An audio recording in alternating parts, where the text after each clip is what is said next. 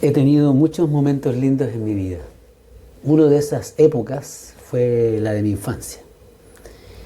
En el norte de Chile, en la ciudad de Antofagasta especialmente, tengo gratísimos recuerdos de mi infancia. Recuerdo especialmente los fines de semana. ¿Por qué? Porque mi padre trabajaba de lunes a viernes fuera de la ciudad de Antofagasta. Él vendía libros y él se iba en una camioneta, en una van llena de libros, y todos los viernes volvía para encontrarse, por supuesto, con su familia, entre los cuales estaba yo. Era hijo único en ese momento, y yo siempre subía al tercer piso. La casa era un edificio de 2 o 3 departamentos solamente. Nosotros vivíamos en uno de ellos. Yo subía hasta al tercer piso, y en el balcón de esa terraza, allí me ponía a esperar a mi padre, que llegaba cerca del mediodía, pasadito el mediodía más o menos.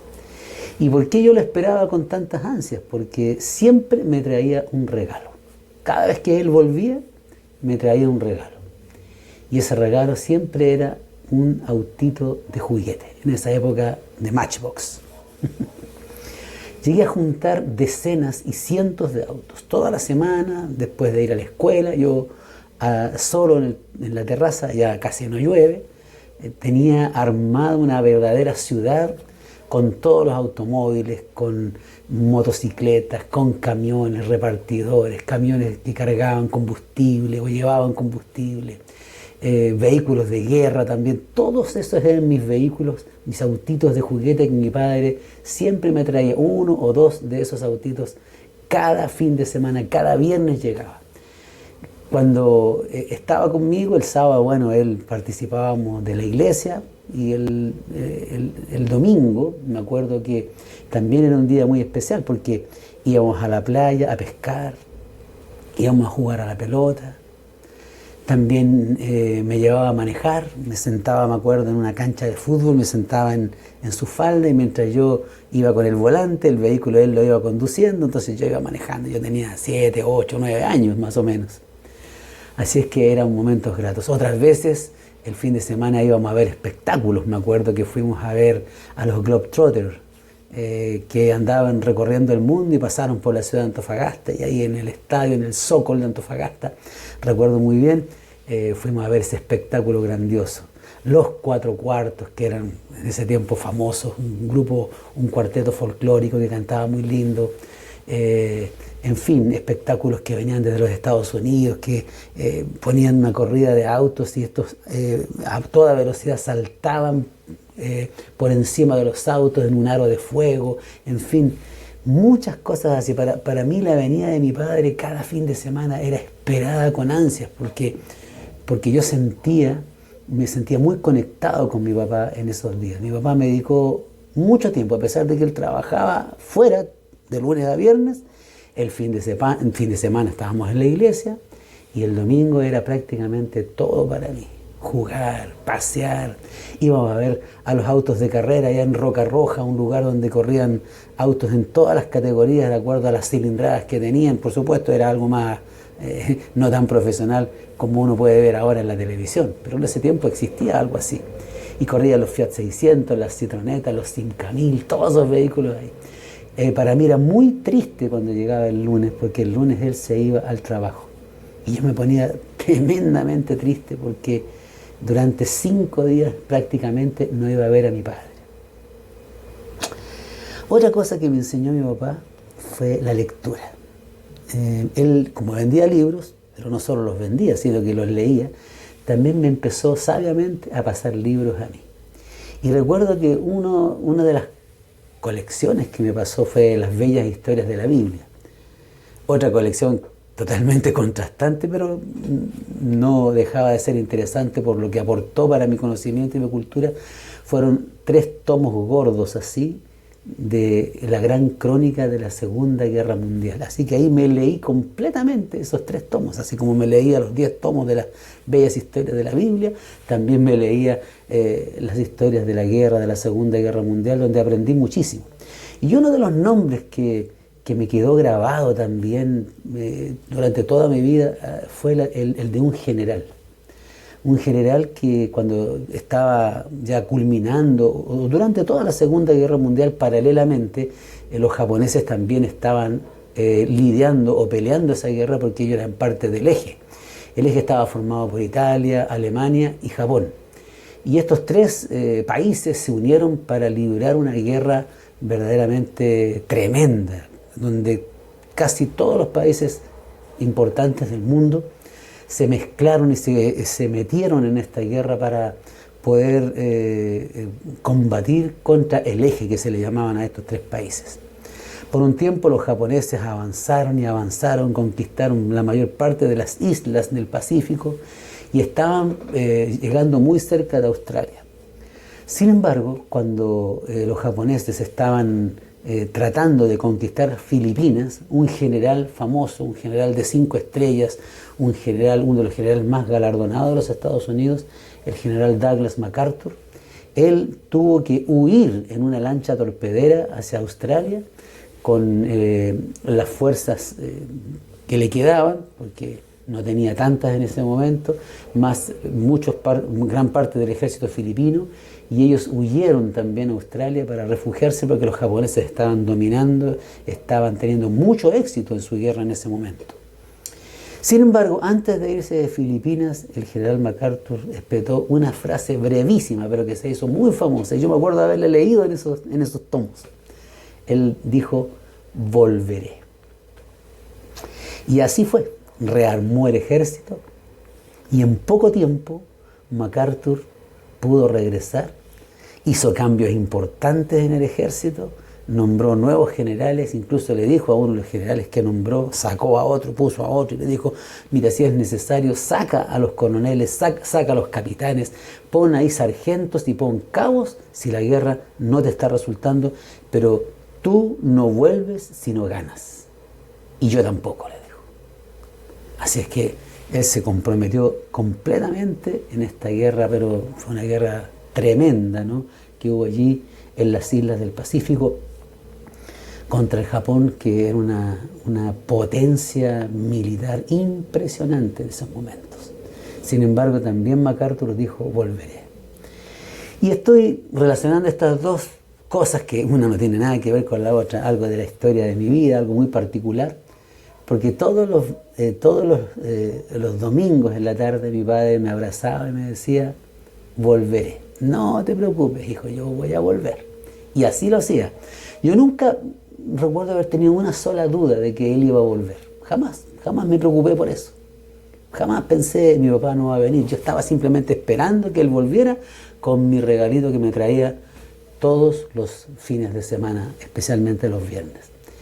Y el ejército norteamericano y el ejército filipino, no sé realmente qué habrán pensado, pero supongo que le tenían mucha confianza a este general impresionante que también dijo: volveré. Y cumplió su promesa. Volvió, libró a los filipinos, estableció nuevamente comandos, desalojó a los japoneses de allí y después él comandó la ocupación de Japón durante 6 años, hasta el año 1951, donde finalmente Japón llegó a ser una verdadera colonia de los Estados Unidos, después de la Segunda Guerra Mundial y por supuesto después de las 2 grandes bombas que fueron lanzadas sobre Hiroshima y Nagasaki. Pero sabes, hay una historia también que también me impresiona mucho, y está en la Biblia, está en la palabra de Dios, en un libro que se llama Juan, en la palabra de Dios. Y en el capítulo 14, Jesús les dice a sus discípulos, a los apóstoles, sus seguidores más íntimos, les dice palabras de consuelo. Estas palabras forman parte de los últimos discursos de Jesús antes de regresar a la tierra. Jesús les habla y les dice: no se angustien, ustedes confíen en Dios y confíen también en mí. En la casa de mi Padre hay muchos lugares donde vivir. Si no fuera así, yo no les hubiera dicho que voy a prepararles un lugar. Y después de irme y de prepararles un lugar, vendré otra vez para llevarlos conmigo, para que ustedes estén en el mismo lugar en donde yo voy a estar para siempre. Mira qué hermosas palabras. Yo no sé cómo te ha tocado la vida a ti. Es posible que no hayas tenido una infancia como la mía. Yo fui afortunado. Mis padres me dedicaron tiempo y me dieron mucho cariño. Y creo que eso me ha ayudado a tener mucha fortaleza para muchas batallas que yo he tenido que librar en la vida también. Nunca he olvidado esos momentos, esos viernes donde mi padre llegaba con un pequeño regalo, pero muy significativo para mí. Y nunca he olvidado los domingos o los lunes temprano en la mañana cuando él me decía: hijo, voy a volver. Hoy estamos también aquí en la tierra viviendo muchas situaciones, a veces complejas y a veces muy difíciles. Y tal vez a algunos les ha tocado librar verdaderas guerras desde que son muy pequeños, verdaderas batallas que les han dado a veces muchos sinsabores y muchas tristezas, que a veces los han marcado toda su vida. Tal vez tu manera de enfrentar las situaciones que te toca vivir no son las formas más adecuadas, porque vives con inseguridad, vives con temor, porque tal vez nunca nadie te dio esa seguridad, esa certeza que a veces uno necesita en la infancia para después enfrentar las situaciones complejas de la vida. Tal vez muchos de los soldados norteamericanos o los soldados filipinos también sintieron mucha frustración cuando tuvieron que retirarse de Filipinas y de muchas de las islas del lugar, porque los japoneses estaban ocupando esos territorios con una maquinaria bélica aplastante y tuvieron que huir. Sin embargo, con resolución y con firmeza, el general MacArthur dijo: yo voy a volver y los voy a rescatar. Y volvió. Y la gente se alegró muchísimo cuando volvió, le dio confianza al ejército, le dio seguridad a los soldados. Ellos dijeron: esta batalla la vamos a ganar porque nuestro general está aquí con nosotros y porque prometió que volvería y lo hizo. Bueno, en esta situación, en esta tercera situación que te presenté, de Jesús y sus apóstoles, Jesús ya venía anunciándoles que Él tenía que partir. Mira, cuando uno lee los pasajes anteriores a estos, en el libro de Juan, por ejemplo, encuentra en el capítulo 12 que Jesús ya anuncia su muerte. Y les dice: siento en este momento una angustia terrible. ¿Y qué voy a decir? Diré: Padre, líbrame de esta angustia. Pero precisamente para esto he venido. Y luego dice: Padre, glorifica tu nombre. Entonces se oyó una voz del cielo que decía: yo lo he glorificado y lo voy a glorificar otra vez. Y los discípulos escuchaban todo eso. Ellos no entendían cabalmente todo lo que Jesús tenía que decirles o les estaba diciendo. No lo podían comprender.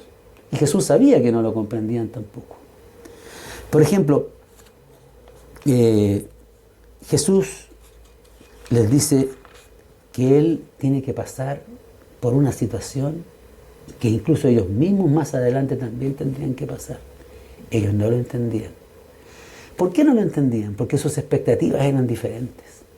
Ellos creían que este Jesús, que lo veían hacer milagros, que lo veían resucitar un muerto, que lo veían sanar al enfermo, que lo veían consolar a las personas con sus problemas, que lo veían alimentar a los 5.000 personas, sin contar las mujeres y los niños. Y decían: este tiene que ser el que va a salvar a Israel. El que por fin va a derrotar a los romanos. Este es el Mesías que hemos estado esperando por siglos y por fin está ahora aquí con nosotros. Mira todo lo que es capaz de hacer. Estamos seguros que Él va a hacer cosas grandes también aquí en Israel y le va a devolver a Israel el estatus que siempre debió haber tenido. Pero parecía que Jesús no hacía eso. Y Jesús ahora más encima anunciaba su muerte. Y entonces cuando yo leo el verso 14, el capítulo 14, Él les dice: no se angustien, porque pasaba el tiempo, pasaban los días, pasaban las semanas y Jesús no actuaba según las expectativas que ellos tenían. No se coronaba rey, no echaba a los romanos, no ponía en su lugar a los dirigentes judíos, no los escogía a ellos, ya no estaba planificando con ellos quiénes iban a ser sus ministros en el nuevo gobierno que iba a tener. Y entonces cuando les dice, no se angustien, solo confíen, y confíen en Dios, y confíen también en mí, ellos se tienen que haber mirado a sí mismos y haber dicho, ¿qué está diciendo Jesús? Si esto no fuera así, yo no se los hubiera dicho. Les dice, voy a preparar un lugar para ustedes. Ya, está bien, pero ese lugar va a ser aquí, probablemente pensaban ellos. Va a estar instalado aquí. Cuando les dice, en la casa de mi Padre muchas moradas hay, y yo voy allá a preparar un lugar para ustedes, ellos pensaron, entonces, no va a ser aquí que vamos a tener estas mansiones, estos lugares hermosos. ¿Por qué habla de allá? Y luego les dice, y después de irme, se va a ir. Y nosotros entonces nos vamos a ir con Él. Y de prepararles un lugar. O sea, eso significa que Él se va a ir antes a prepararles un lugar mientras ellos esperaban acá. Más o menos como lo que me pasaba a mí. Mi papá se iba y yo esperaba que Él en algún momento de la semana me comprara mi regalito y poder encontrarme al fin de semana con Él. Claro, mi espera era breve, pero era la espera de un niño. Para un niño un día, horas, mucho tiempo. Para los apóstoles, para los discípulos también. Mucho tiempo que esperar. Pero sí es tan lógico pensar que ahora podemos restaurar el reino a Israel, el reino que le corresponde. ¿Por qué Él no lo hace? ¿Por qué no se atreve? ¿Será verdaderamente el Mesías? Tienen que haber pasado muchas dudas por ellos. Y después de irme y de prepararles un lugar, y ahí les dice la famosa frase que da título a este mensaje, vendré otra vez. Vendré otra vez. Y les dice, y los voy a tomar a todos ustedes conmigo, para que donde yo estoy, ustedes también estén. Mira qué promesa más linda, pero al mismo tiempo para ellos qué promesa más angustiante. ¿Por qué digo esto? ¿Por qué escogí estas palabras y este mensaje para decírtelo a ti ahora? Porque es posible que la vida para ti no sea la mejor. Tal vez tus expectativas también no se han cumplido.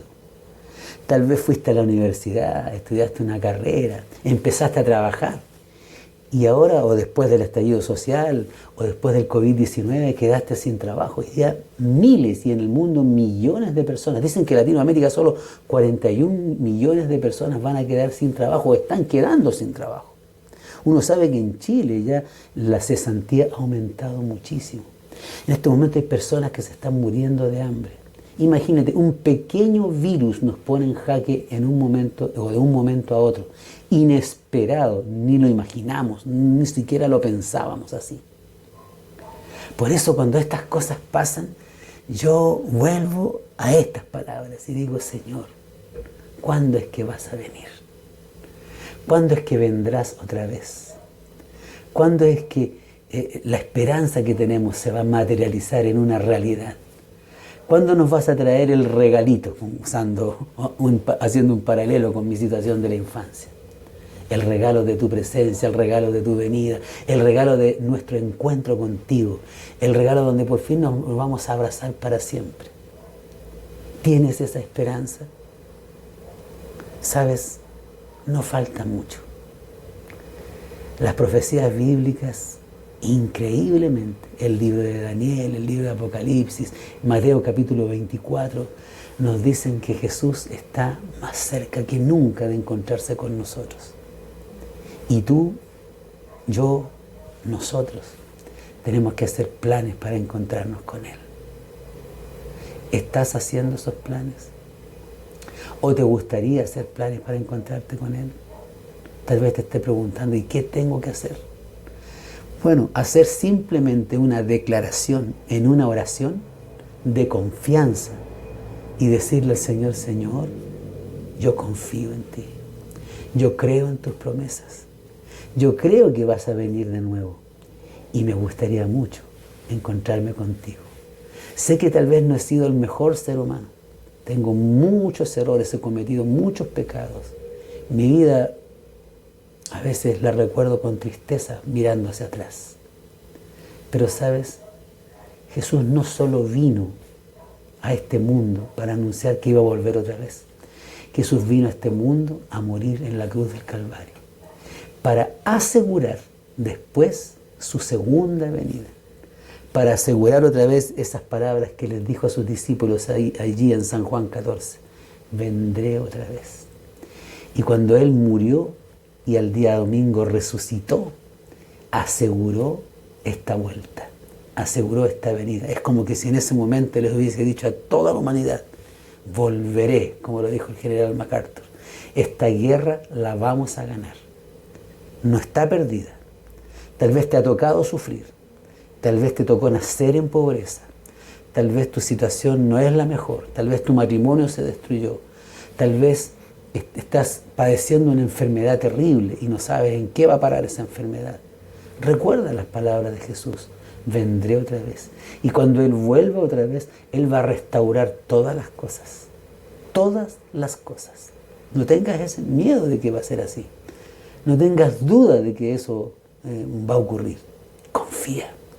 Porque una de las claves, una de las palabras que más se repite en la Biblia es la confianza, la fe, la certeza de lo que se espera, la convicción de lo que no se ve.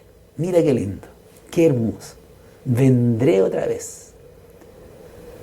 Te invito a que, así como cuando yo era niño esperaba con toda confianza, con toda certeza que mi papá volviera, que así como esos soldados esperaron con confianza que MacArthur, el general, volviera para darles la victoria, yo te invito a tener toda la confianza y toda la seguridad de creer que Jesús vendrá otra vez y se va a reunir con nosotros nuevamente.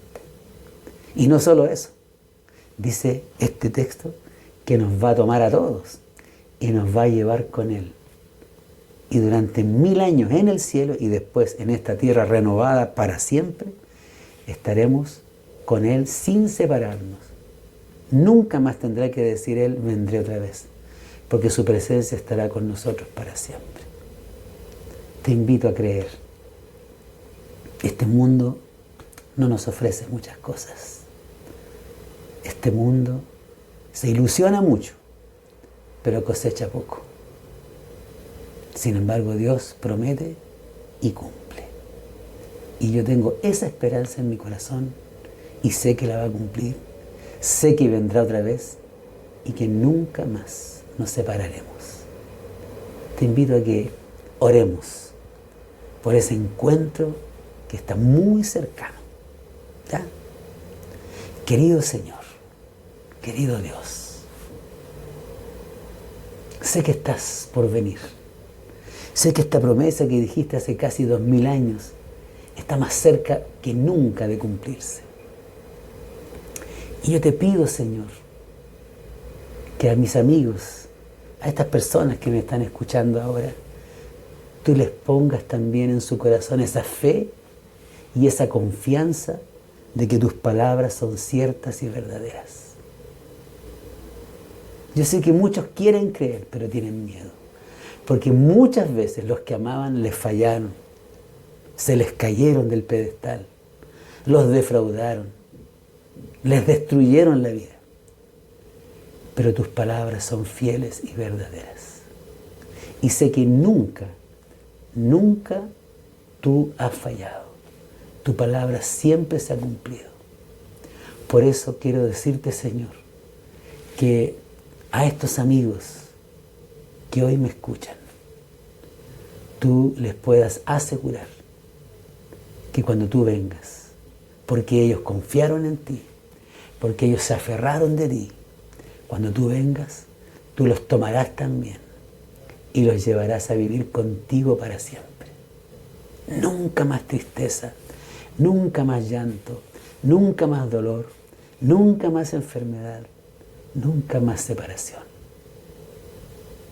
Gracias, Señor, por escuchar nuestra oración y por contestarla en ese corazón que está ahí. En el nombre de Jesús.